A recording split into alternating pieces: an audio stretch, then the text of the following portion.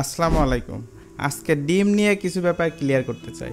আমি অনেকের সাথে কথা বলে দেখেছি, তারা চিন্তা করে যে হাঁসের ডিম ভালো না মুরগির ডিম ভালো, ফার্মের ডিম ভালো নাকি দেশি ডিম ভালো, ফার্মের ডিমের ভেতর আবার সাদা ডিম ভালো নাকি লাল ডিম ভালো। এইগুলা নিয়ে অনেক কোশ্চেন আছে।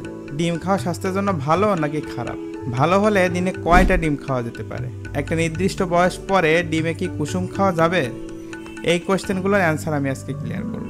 কিছুদিন আগ পর্যন্তও ধারণা ছিল যে ডিম ছোটদের জন্য ভালো, বড়দের জন্য ডিমটা কোলেস্টেরল লেভেল বাড়িয়ে দেয়। কিন্তু এখনকার গবেষণায় দেখা যায় ডিম সবার জন্যই ভালো, ছোট বড় সবার জন্যই ভালো।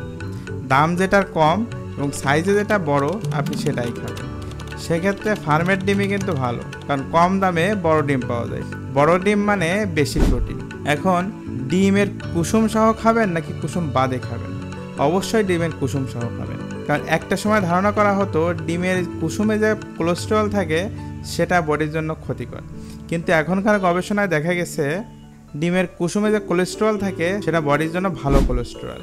বডিতে কোলেস্টেরল থাকে মেনলি দুই টাইপের, একটা বডির জন্য ভালো কোলেস্টেরল এইচডিএল, আর একটা বডির জন্য খারাপ কোলেস্টেরল এলডিএল।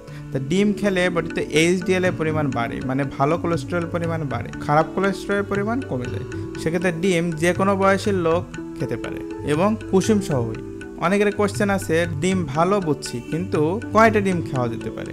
আপনি যে কয়টা ইচ্ছা সে কয়টা খেতে পারেন, কারণ ডিম প্রোটিন আমাদের বডির জন্য খুবই নেসেসারি এবং ডিমে থাকে সব গুড প্রোটিন, এখানে কোনো ফ্যাট ওইভাবে নাই। সুতরাং আপনি ডিম অনায়াসেই খেতে পারেন। ধন্যবাদ।